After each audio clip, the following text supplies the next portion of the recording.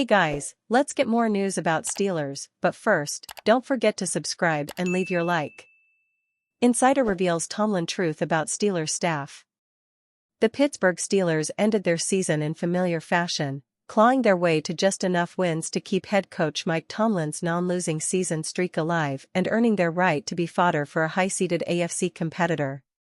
In 2024, it was the Baltimore Ravens' turn to send the Steelers home, cruising to a 28-14 win that saw Pittsburgh beaten on the gridiron and whiteboard. The mental mistakes and schematic flaws in the loss made the loss even harder on fans who had grown used to playoff disappointment but maintained the expectation of a well-coached, physical football team. When it became clear that the coaching staff would remain nearly identical, particularly at head coach and both coordinator spots, fans grew increasingly irritated. However, there has been some reshuffling at the lower levels of the coaching staff. Grady Brown's contract was not renewed, promoting Gerald Alexander in his place. Linebackers coach Aaron Curry will take on a similar role with the New York Jets. Insider Ray Fittipaldo revealed that Tomlin was key to the Steelers' coaching decisions. "You gotta trust that Mike Tomlin knows what he's doing here. This was Mike's decision. How many blown coverages did we see late in the season? And actually throughout the season? I mean, you go back to Indianapolis and Dallas, it was an issue that never really got fixed," Fittipaldo said via the Post-Gazette, first transcribed by Steelers Depot. "And really, I don't know this for sure, only Mike will be able to address this the next time we talk to him, but Aaron Curry was part of that, too. Patrick Queen was the hub of the defense. The communication between the second and third levels, the defense really were off all season. So, I don't know if both those guys were scapegoated, but it certainly seems like those issues that were ongoing throughout the season that were never fixed. It looks like it cost Grady and Aaron Curry both of their jobs." Much of Pittsburgh's late-season slide can be attributed to a lack of cohesion on the back end. It drew somewhat controversial comments from veteran defenders, some of which were walked back.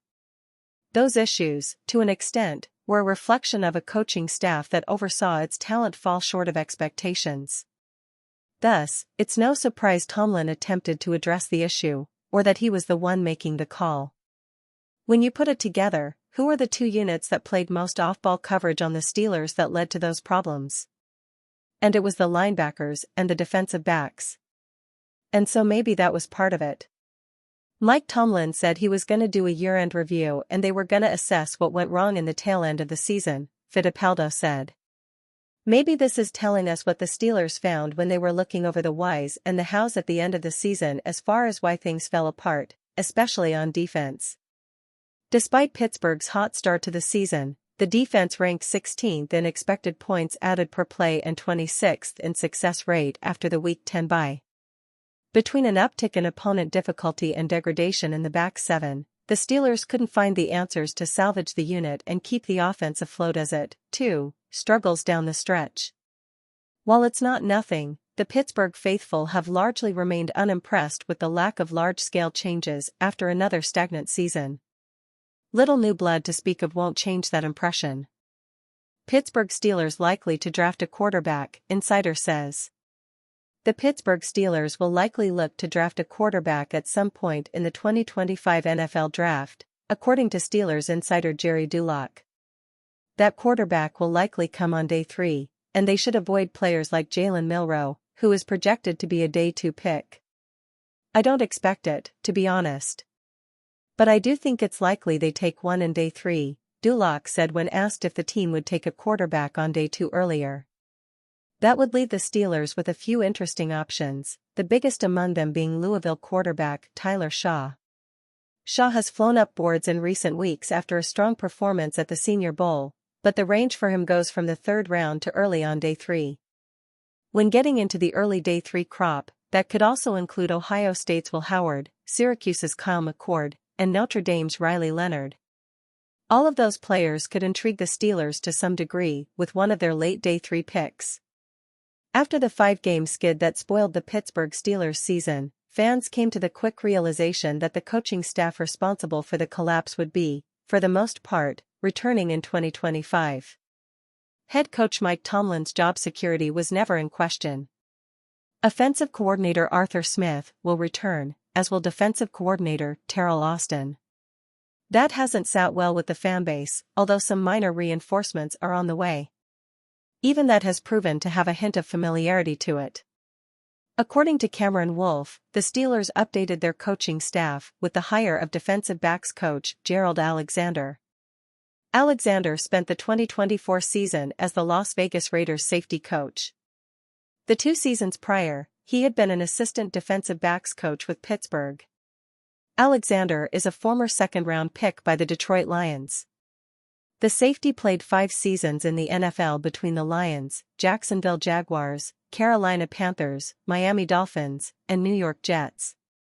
He quickly made the leap to coaching, first as a student assistant with Arkansas State in 2013, then with Washington as a graduate assistant in 2014.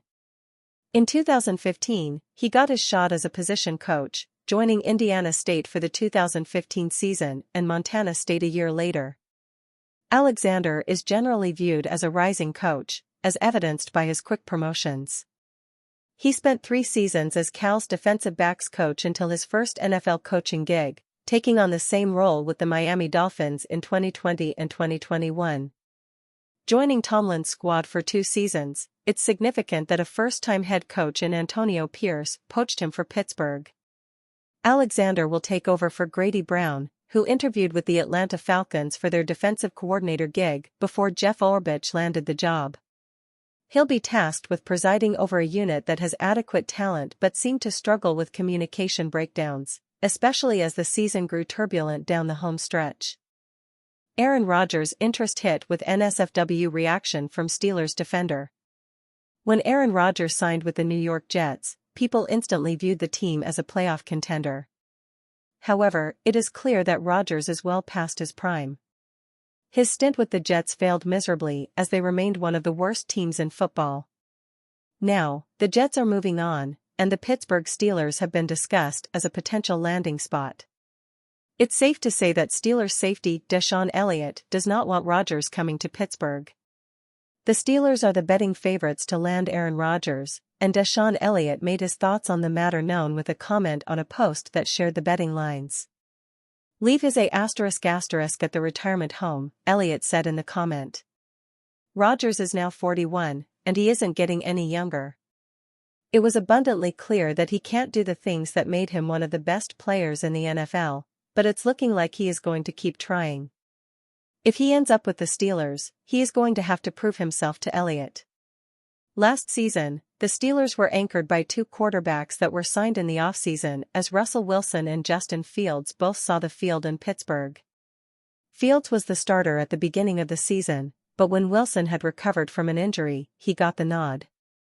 The Steelers had a solid season with Wilson as their starter as they were able to make a run to the playoffs, but if they want to take the next step, they are going to need better QB play. Wilson looked better than he did in Denver, but like Rodgers, he can't do a lot of the things that once made him so great. So, is the answer to the QB predicament in Pittsburgh to sign Aaron Rodgers? Probably not. He didn't look good on the Jets, and at the age of 41, it's silly to expect that to change. Still, there's a chance that this move happens. And you, fan? What do you think of the situation of Aaron Rodgers? Leave your opinion in the comments.